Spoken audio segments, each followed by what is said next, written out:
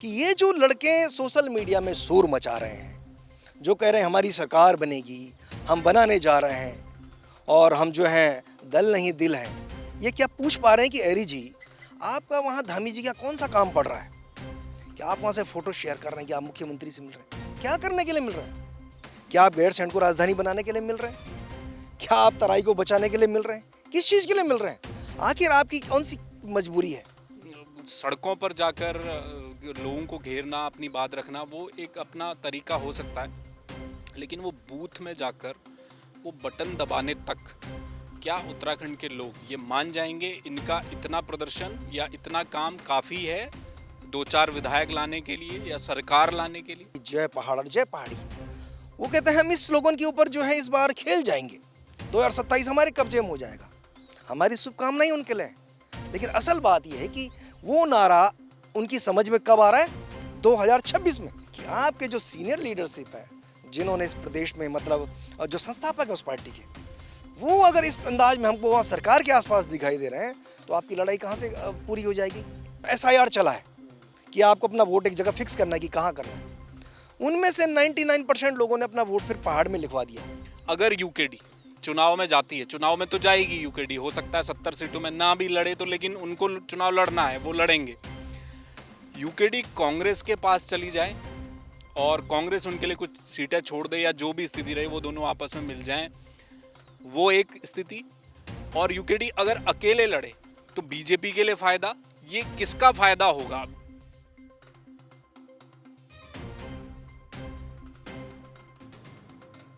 दो 2027 का विधानसभा चुनाव नज़दीक है और उत्तराखंड में ये माना जाता रहा और जो सामने दिखाई भी देता है कि दो दल बीजेपी और कांग्रेस की सीधी टक्कर रहती है।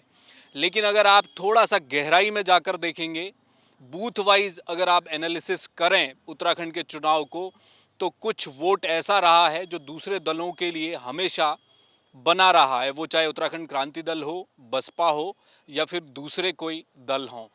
लेकिन इस बार उत्तराखंड क्रांति दल अपने उस बचे कुचे काडर वोट बैंक के सहारे 2027 की लड़ाई पूरी ताकत से लड़ते हुए दिखाई दे रहे हैं। बता रहे हैं उनके नेता कि इस दफ़ा हम 70 सीटों पर जा रहे हैं, क्योंकि उन्हें ऐसा लगता है कि उत्तराखंड की जो फिज़ा है, जो हवा है, वो बदल रही है। अब क्या कांग्रेस से गठबंधन होगा, उसकी भी सुगबुगाहट चल रही थी। हालांकि यूकेडी के जो प्रदेश अध्यक्ष हैं वो ये कह चुके हैं कि हम कांग्रेस से कोई गठबंधन नहीं करने जा रहे, और जो नेता हमारे दल में आएंगे वो किसी राजनीति के लिए ना आए, चुनाव लड़ने के लिए ना आए, काम करने के लिए आए, और यूकेडी के हो जाएं तो वो चुनाव पर जाएंगे।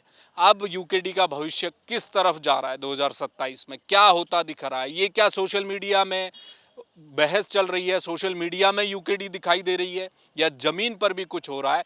इस मुद्दे पर चर्चा के लिए मेरे साथ वरिष्ठ पत्रकार गजेंद्र रावत मौजूद हैं। गजेंद्र जी, यूकेडी का पिछले कुछ महीने में हम देख रहे हैं एक उभार सा नज़र आ रहा है। ये हमें नज़र आ रहा है चूंकि सोशल मीडिया हमें दिखा रहा है तब नज़र आ रहा है, या ज़मीन पर कुछ है? क्या लग रहा है आपको? जो इतिहास है, वो इतिहास लड़ाई से ज़्यादा मारपीट का वहाँ रहा है। ये सबसे ख़राब रहा है। लोगों की भावनाएं उनके प्रति रही है, सहानुभूति भी है। लोगों ने माना है कि हाँ, इन्होंने जो है उस दौर में संघर्ष किया तो कुछ अच्छा होना चाहिए। लेकिन जिस दिन से उनके प्रदेश अध्यक्ष का बयान आया कि हम किसी से कोलैबोरेशन नहीं करेंगे, हम पूरी 70 सीटों पर चुनाव लड़ेंगे, उस दिन से एक और बात, आप पिछले 22 के चुनाव में जाएँ तो सिर्फ 1% वोट यूकेडी को पड़ा। और स्थिति वहाँ ये है कि आपको प्रत्याशी नहीं मिलते ढूंढ ढूंढ के। दूसरा, आपको ये भी ध्यान होगा कि जिस वक्त 2022 के चुनाव में इनको 1% वोट पड़ा, उसी वक्त आम आदमी पार्टी भी यहाँ चुनाव लड़ी। वो 70 की 70 सीटों पर लड़ी। बहुत ब्राइट फेस कर्नल कोठियाल के चेहरे पर लड़ी। दिल्ली सरकार का जो मैनिफेस्टो था, केजरीवाल की गारंटी, रोजगार से लेके, स्वरोजगार से लेके, फ्री बिजली, फ्री पानी, शहीदों को 1 करोड़ रुपए का जो है उनके परिजनों को देने के लिए तमाम बातें लेकर केजरीवाल आए। उन लोगों ने मतलब इस चुनाव को जो लड़ा, सब सीटों पर लड़ाई चुनाव, और भारी भरकम धनराशि के साथ लड़ा। उनके बड़े नेता इनके लिए वोट कैंपेन करने आए। उन्होंने बीजेपी कांग्रेस के को आईना दिखाते हुए बताया कि भाई दिल्ली में उन्होंने एक सफल मॉडल जो है सरकार का जो है चला कर दिखाया। उन्होंने 10 साल वहाँ राज किया है और अब दूसरे स्टेट में भी उनकी सरकार। वो सब के बावजूद उत्तराखंड में 70 सीटों में से सिर्फ 3 सीटों पर आम आदमी पार्टी की जमानत बची। और जो उनके चेहरा थे मुख्यमंत्री पद के, कर्नल अजय कोठियाल अपनी जमानत नहीं बचा पाए। तो क्या आज उत्तराखंड क्रांति दल उस इतिहास को, उस आम आदमी पार्टी के मैनिफेस्टो से, उन चुनाव की दुर्गति से जिससे खुद गुजरे हैं, उससे कुछ सबक लेंगे? पिछले 4 सालों से यहाँ पे धामी जी की सरकार है, दूसरी बार मुख्यमंत्री बने हैं। इनके सबसे बड़े नेता हैं आज की तारीख में काशी सिंह हरी, 3 बार उत्तर प्रदेश में विधायक हुए हैं, उत्तराखंड में भी हुए हैं, यहाँ राज्य मंत्री रहे हैं। दूसरे नारायण सिंह जंतवाल हैं, वो विधायक रहे हैं। तीसरे पुष्पेश। आप मुझे जो सबसे बड़ा चेहरा है इनके एरी साहब, अध्यक्ष रहे इनकी पार्टी के, एक पुष्कर सिंह धामी बोलता हुआ कोई बयान बता दीजिए। पुष्कर सिंह धामी से सवाल पूछता हुआ कोई धरना, कोई प्रदर्शन करते हुए दिखा दीजिए। तो मुलाकात करने का अब ये तो है सवाल कि ये जो लड़के सोशल मीडिया में शोर मचा रहे हैं, जो कह रहे हैं हमारी सरकार बनेगी, हम बनाने जा रहे हैं और हम जो हैं दल नहीं दिल हैं, ये क्या पूछ पा रहे हैं कि एरी जी आपका वहाँ धामी जी का कौन सा काम पड़ रहा है कि आप वहाँ से फ़ोटो शेयर कर रहे हैं कि आप मुख्यमंत्री से मिल रहे हैं? क्या करने के लिए मिल रहे हैं? क्या आप गैरसैंण को राजधानी बनाने के लिए मिल रहे हैं? क्या आप तराई को बचाने के लिए मिल रहे हैं? किस चीज़ के लिए मिल रहे हैं? आखिर आपकी कौन सी मजबूरी है? और स्थिति यही नहीं है। उनका जो एक और बड़ा जो नारा है, वो कहते हैं कि जय पहाड़ और जय पहाड़ी। वो कहते हैं हम इस स्लोगन के ऊपर जो है इस बार खेल जाएंगे, 2027 हमारे कब्जे में हो जाएगा। हमारी शुभकामनाएं उनके लिए। लेकिन असल बात यह है कि वो नारा उनकी समझ में कब आ रहा है? 2026 में, जबकि भाजपा और कांग्रेस वाले इसी नारे पर, जय पहाड़ और जय पहाड़ी के नारे पर पिछले 25 साल से प्रदेश में राजनीति कर रहे हैं। उन्होंने नित्यानंद स्वामी के बाद किसी दूसरे गैर पहाड़ी व्यक्ति को मुख्यमंत्री नहीं बनने दिया। आज की तारीख में त्रिवेंद्र सिंह रावत हरिद्वार के सांसद, अजय भट्ट नैनीताल के सांसद, उससे पहले वहाँ भगत सिंह कोश्यारी सांसद, यहाँ रमेश पोखरियाल निशंक, और उससे पहले हरीश रावत की बेटी हरिद्वार में, ब्रिजभूषण गैरोला कहाँ पर? डोईवाला में, धर्मपुर में है आपके विनोद चमोली, आगे वो पुंडीर, उधर गणेश जोशी, वहाँ प्रकाश जोशी चुनाव लड़ रहे हैं। तो बीजेपी कांग्रेस ने जय पहाड़ और जय पहाड़ी का जो नारा था उसको तो बहुत पहले आत्मसात कर लिया था, और उनको मालूम है कि चूंकि पहाड़ी राज्य है, इम्प्लीमेंट भी किया उन्होंने, वो इम्प्लीमेंट कर रहे हैं, और वो बाकायदा उनको पता है कि पहाड़ डोमिनेटिंग स्टेट है। तो ये जो जय पहाड़ और जय पहाड़ी का नारा है, इसको बीजेपी कांग्रेस 25 साल पहले खा चुकी है। तो असल बात ये है कि अगर आपका धरातल पर कुछ नहीं होगा, तो जो आम आदमी पार्टी 2022 के चुनाव में, जिसके लिए बताया जाता है कि तकरीबन उन्होंने 100 करोड़ रुपए खर्च किए, ऐसी कोई विधानसभा नहीं थी जिस पर उन्होंने ताकत नहीं झोंकी। झंडे, पोस्टर और झाड़ू जहाँ घर घर नहीं पहुँचाने काम किया। उनका जो कैंपेन करने का तरीका था वो बहुत ही मतलब सोबर तरीके का था। आपने देखा वो एक एक चीज़ को पिन पॉइंट पे जो है फॉर्म भरवाए गए लोगों के, और घर घर गए, और उसके बावजूद सिर्फ वो 3% वोट पर अटक गए। उनके पास वो मॉडल बताने के लिए कि हमने ये काम करके दिखाएं। तो अब आप यहाँ पर कैसे लड़ पाओगे? और सबसे बड़ा सवाल वही है कि आपके जो सीनियर लीडरशिप है, जिन्होंने इस प्रदेश में मतलब जो संस्थापक है उस पार्टी के, वो अगर इस अंदाज में हमको वहाँ सरकार के आसपास दिखाई दे रहे हैं, तो आपकी लड़ाई कहाँ से पूरी हो जाएगी?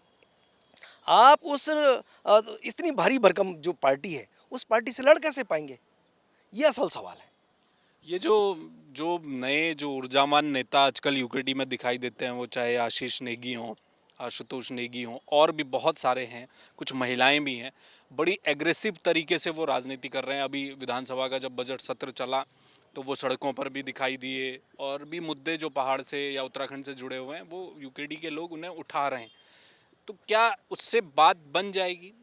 सड़कों पर जाकर लोगों को घेरना, अपनी बात रखना, वो एक अपना तरीका हो सकता है, लेकिन वो बूथ में जाकर वो बटन दबाने तक क्या उत्तराखंड के लोग ये मान जाएंगे? इनका इतना प्रदर्शन या इतना काम काफ़ी है 2-4 विधायक लाने के लिए या सरकार लाने के लिए?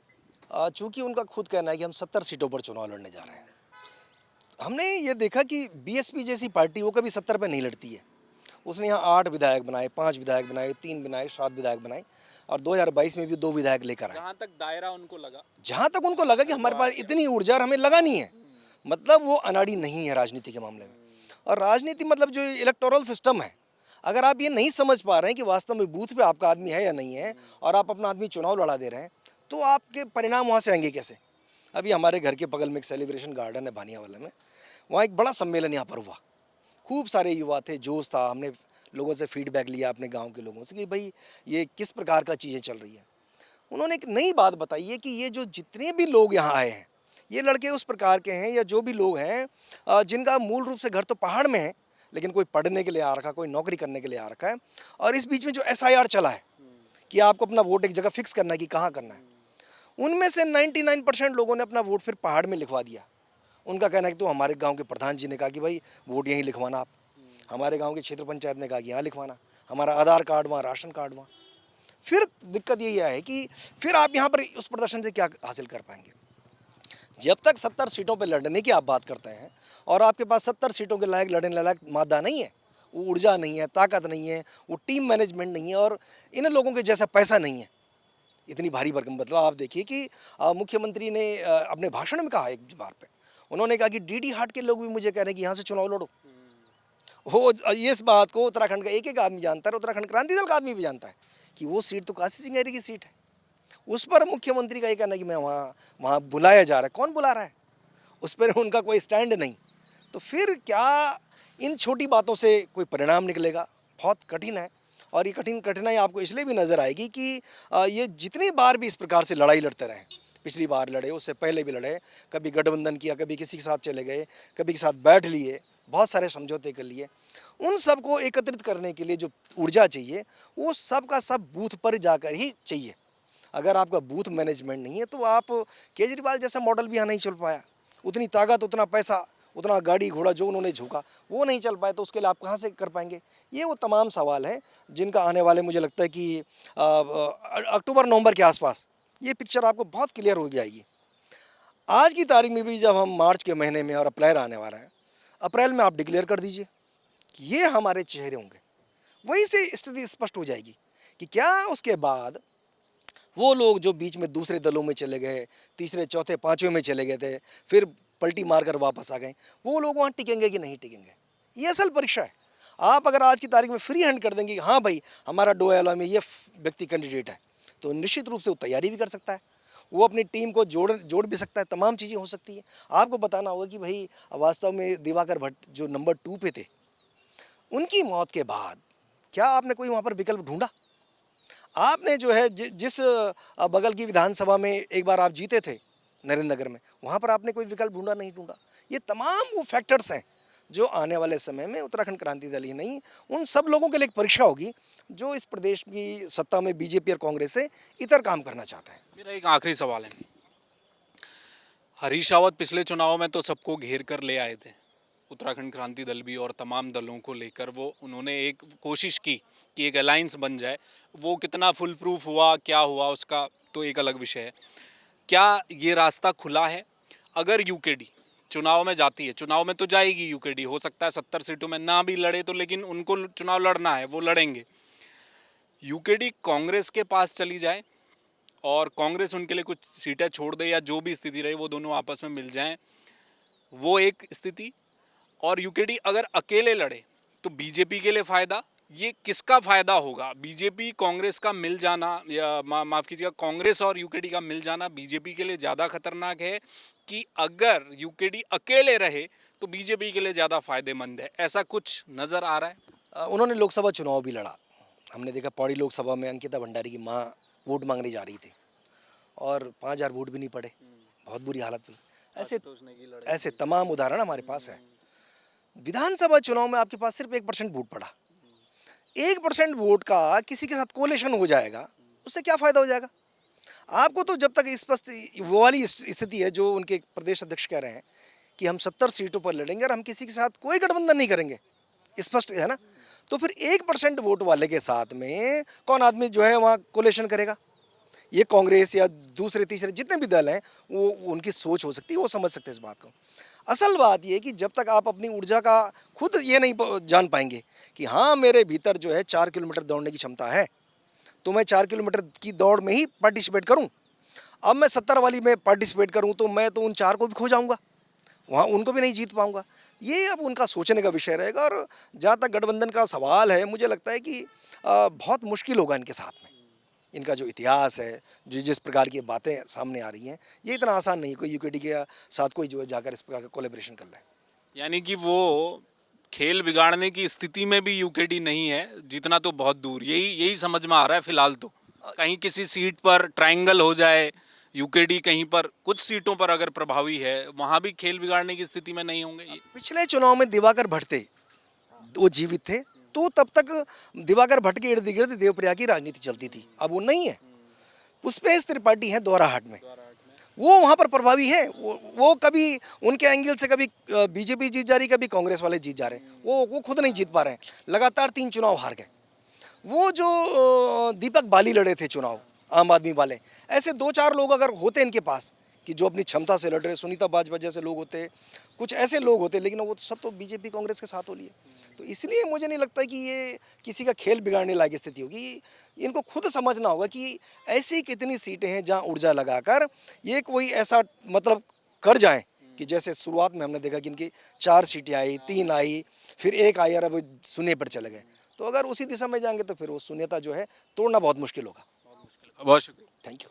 तो ये थे गजेंद्र रावत। देखिए, यूकेडी के लिए कांग्रेस के पाले में जाना, अगर जा रही है यूकेडी, अभी तो अध्यक्ष कह चुके हैं कि हम नहीं जाएंगे कहीं भी, और देर सवेर क्या पता चुनाव आते आते ये स्थितियां भी हमको देखने को मिले, ये भी हो सकता है, या यूकेडी अकेले जाकर चुनाव भी लड़ सकती। इस बात में कोई दो राय नहीं कि उत्तराखंड क्रांति दल को आज भी उत्तराखंड के लोग अपने दिलों में रखते हैं, लेकिन वोट नहीं देते। असल मुद्दा वहीं पर आकर बीजेपी यूकेडी के लिए थम जाता है। मामला वही है, क्योंकि चुनाव का परिणाम यूकेडी की तरफ नहीं आ पा रहा। और इस दफा जब 2027 का चुनाव आएगा, 70 सीटों पर आप लड़ेंगे। वरिष्ठ पत्रकार गजेंद्र रावत यही कह रहे हैं कि 70 सीटों पर अपनी ताकत छितराने से अच्छा है कि यूकेडी जाकर देखे कि उनकी पॉकेट्स कौन सी हैं, कहाँ उनके वो पुराने काडर वोट है जिन्होंने उन्हें वोट दिया है पहले, उनको खोजा जाए, उन्हें टारगेट किया जाए और उन सीटों पर जाकर मेहनत करें। और कम से कम दौड़ने वाले नेता तो हों जो दौड़ पाएं, पहाड़ों में जा पाएं, मुद्दे उठा पाएं, संघर्ष कर पाएं। केवल सोशल मीडिया में आकर अगर ये माहौल बनाने की कोशिश की जा रही है तो फिर नतीजा ये भी हो सकता है कि खेल बिगाड़ने की स्थिति भी शायद न रहे। बहरहाल अब कुछ समय जो भी बचा है, देखें कि यूकेडी यहाँ से अपना जो उभार नजर आ रहा है उसे कहाँ तक ले जा पाती है। कैमरामैन मयूर उपाध्याय के साथ हेमबट, जय भारत टीवी। आप देख रहे हैं जय भारत टीवी।